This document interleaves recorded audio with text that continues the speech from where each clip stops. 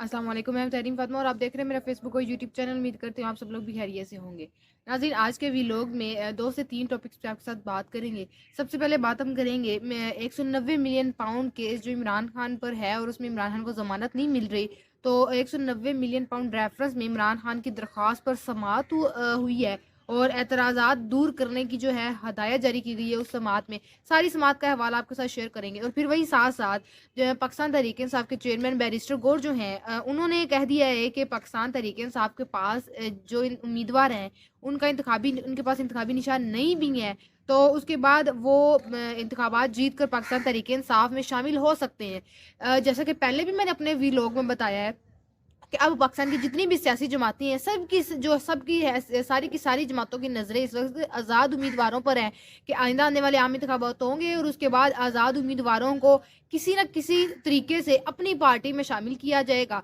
और एक बात याद रखिएगा कि आइंदा आने वाले आम इंतखाबात में जितने भी आज़ाद उम्मीदवार हैं उन सब को किसी न किसी तरीके से ब्लैकमेल ज़रूर किया जाएगा और जिस पार्टी को जितवाना चाहते हैं, जिस पार्टी को इक़्तिदार में लाना चाहते हैं, उस पार्टी में शामिल करवाया जाएगा ज़बरदस्ती। चाहे वो किसी और पार्टी में शामिल होना चाहें, वो चाहे पाकिस्तान तहरीक-ए-इंसाफ में उम्मीदवार शामिल होना चाहें, तो उनको फ़ोर्स ज़रूर किया जाएगा कि आप जिस तरह अभी ये 9 मई का वाक़या चला है और सारे जितने भी पाकिस्तान तहरीक-ए-इंसाफ के रहनुमा हैं, उनको ज़बरदस्ती प्रेस कॉन्फ्रेंसेस करवाई गई हैं और दबाव में आकर उन्होंने प्रेस कॉन्फ्रेंस की है, पार्टी छोड़ी है और जितना भी सब कुछ पाकिस्तान तहरीक-ए-इंसाफ के उम्मीदवारों के साथ हुआ है, वही कुछ एक दफ़ा फिर से तैयार हो जाएँ कि वही सब कुछ आज़ाद उम्मीदवारों के साथ होगा। उनको प्रेशराइज़ किया जाएगा कि आप इस पार्टी में शामिल हों, आप अगर जीते हैं इंतखाबात तो आप इस पार्टी में शामिल हो और शामिल होने का ऐलान करें। ये एक दफ़ा फिर होगा ताकि आइंदा आने वाले आम इंतखाबात में उस पार्टी के लिए आसानी और उस पार्टी को दिखाया जाए कि ये लीड कर रही है और सारे उम्मीदवार आज़ाद उम्मीदवार इसमें शामिल हो गए हैं। तो लिहाजा आइंदा आने वाले आम इंतखाबात ये पार्टी जीती है। लेकिन फिर वही साथ-साथ चेयरमैन बैरिस्टर गौर ने कहा है कि जितने भी उम्मीदवार हैं जिनको इंतखाबी निशान पाकिस्तान तहरीक-ए-इंसाफ का नहीं मिला, तो वो इंतखाबात जीतने के बाद पाकिस्तान तहरीक-ए-इंसाफ में शामिल हो सकते हैं, उनके लिए ओपन डोर है। फिर बात करेंगे पाकिस्तान मुस्लिम लीग नून के जो रहनुमा हैं, साबिक वफाकी वज़ीर जो चौधरी सालेक हुसैन ने कहा है कि जो चौधरी शुजात हैं, उन्होंने परवेज़ इलाही को ये नहीं कहा था कि वो पाकिस्तान तहरीक-ए-इंसाफ छोड़ेंगे तो उनको जेल से बाहर निकाल दिया जाएगा या वो जिन पर जो केसेस वगैरह हैं वो सारे के सारे केसेस ख़त्म हो जाएँगे। लेकिन एक ये डील दी गई थी पाकिस्तान तहरीक-ए-इंसाफ के लोगों को, जब ये 9 मई के बाद से जितने भी लोग रहनुमा जेल में थे कि आप पाकिस्तान तहरीक-ए-इंसाफ की पार्टी को छोड़ने का ऐलान करें, पाकिस्तान तहरीक-ए-इंसाफ से लाइलमी का इज़हार करें, तो आप पर जितने भी केसेस हैं सारे के सारे केसेस भी ख़त्म कर दिए जाएँगे और आपको जेल से भी रिहाई मिल जाएगी।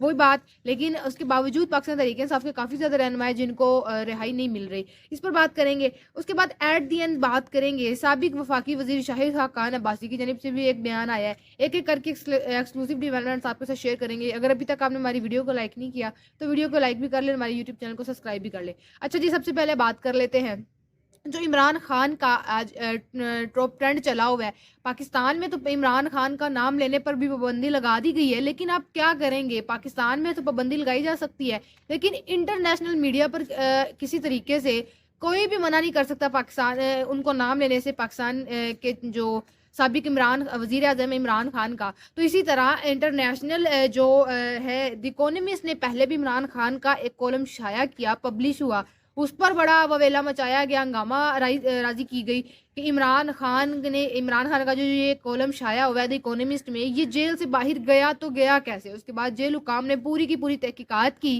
कि इमरान खान की तो जो सिक्योरिटी वो इस कदर सख्त है कि इमरान खान से जो कोई मुलाकात करने आता है उसकी पहले अच्छे से जांच पड़ताल की जाती है और सिक्योरिटी कैमराज लगे हुए हैं। जो सुबह के वक्त इमरान खान के सिक्योरिटी पर एहलकार होते हैं उनकी अलग से की जाती चेकिंग, जो फिर शाम को ड्यूटी पर होते हैं उनकी भी अलग से चेकिंग की जाती है। तो ये मुमकिन ही नहीं है कि इमरान खान जेल से कोई कॉलम लिख कर भेजें और देन वो फिर बाहर जाके पब्लिश हो। तो पूरी तहकीकात के बाद ये बात उन्होंने की जेल हुकाम ने कि बाहर से खुद ही ये कॉलम लिखा गया है और वो नाम उसको इमरान खान का दे दिया गया है कि इमरान खान ने ये कॉलम जेल के अंदर से भेजा है। उसके बाद आज फिर जनरल आसिम मुनीर साहिब का एक बयान सामने आया जिसमें उन्होंने बोला है कि द इकोनॉमिस्ट में कॉलम शाया करवाना कोई इतनी बड़ी बात नहीं है।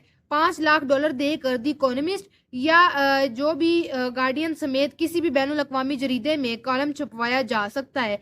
ये उन्होंने बात की है, chief of army staff general Asim Munir ने तकरीब से खिताब करते हुए बात की है कि आप सिर्फ $5 लाख दें और अपना जो भी आपका कॉलम है वो आप इंटरनेशनली जितने भी हैं न्यूज़पेपर द इकोनॉमिस्ट हो गया और जो भी हैं आप उनमें अपने कॉलम्स शाया करवा सकते हैं।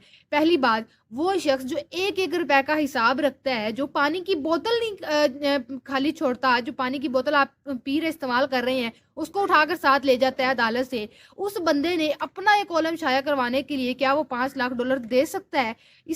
बिल्कुल नहीं। जो अवाम के पैसों का इतना ख्याल करता है वो अपना एक कॉलम शाया करवाने के लिए बाहर, वो भी जो बाहर से पैसा लाने की बात करता है कि हमारे मुल्क में पैसा हो, वो अपने मुल्क का पैसा बाहर की हुकूमत को दे रहे हैं कि आप मेरा एक कॉलम शाया करें और $5 लाख देने की बात। और रही बात फिर यहाँ पर, अगर इस तरह है कि $5 लाख देकर आप अपना कॉलम शाया करवा सकते हैं तो मरियम नवाज, शहबाज शरीफ साहब, मियाँ नवाज शरीफ साहब, वो भी अपना कॉलम, उनके पास तो अच्छी खासी फिर जिस तरह उन्होंने इक़्तिदार से पैसा छापा है वो अपना भी वो कॉलम राइट करें और द इकोनॉमिस्ट में इतना पैसा देकर अपना कॉलम शाया करवा लें। खैर ये उनकी जानिब से एक बयान दिया गया है कि इकोनॉमिस्ट में कॉलम शाया करवाना कोई कितनी बड़ी बात नहीं है। अब बात कर लेते हैं 190 मिलियन पाउंड रेफरेंस केस जो इमरान खान पर बनाया गया था। पहले इमरान खान पर साइफर केस एक बनाया गया। साइफर केस में इवन जमानत मिलने के बाद इमरान खान की जमानत नहीं हुई क्योंकि नैब ने मजीद 2 केसेस में इमरान खान की गिरफ्तारी की हुई थी और 2 वो केस यही है कि 190 मिलियन पाउंड इमरान खान पर केस और एक तोशाखाना केस है। समझ नहीं आती, तोशाखाना केस में जो असूलन बात है कि तोशाखाना केस में गाड़ी लेने के खिलाफ, जो तोशाखाना केस है उसमें जो एक रूल है कि आप वहां से गाड़ी नहीं ले सकते, लेकिन पाकिस्तान की जितनी भी सियासी जमातें हैं, मियाँ नवाज शरीफ देख लें, तोशाखाना से गाड़ी ली लेकिन इनके खिलाफ कोई एक्शन नहीं लिया गया।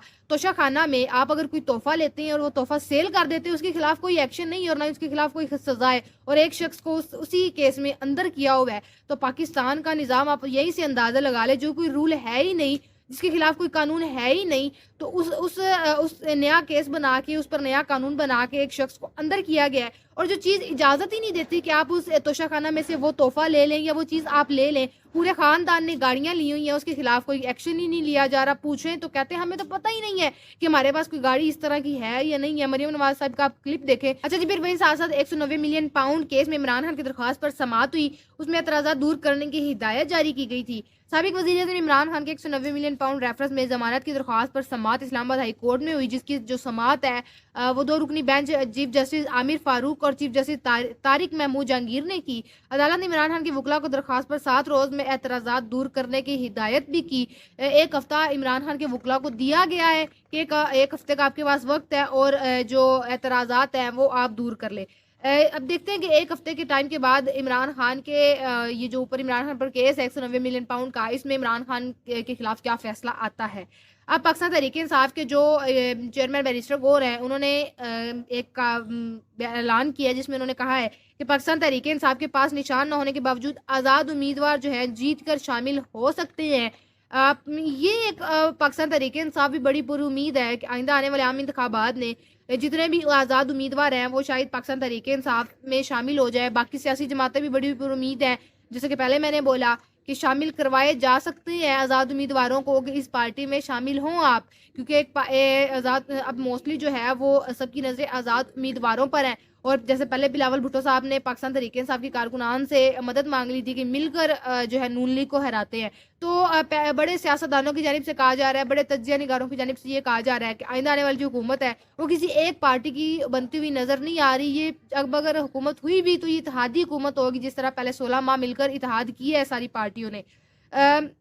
आज़ाद उम्मीदवार किसी भी जमात को 3 रोज़ में ज्वाइन कर सकते हैं। असम्बली में वोट के तनासुब से ही मखसूस नशिस्तें मिलती हैं। पाकिस्तान तहरीक-ए-इंसाफ रजिस्टर जमात है, तहलील नहीं होगी। ये बात की गई है चेयरमैन बैरिस्टर गौहर की जानिब से। अच्छा, अब वही बात शाहिद खाकान अब्बासी साहब की एक जानिब से बात की गई है कि इस तरह के इलेक्शन करवाने से मुल्क किसी सूरत नहीं चलेगा, नई जमात का फैसला इलेक्शन के बाद करूँगा।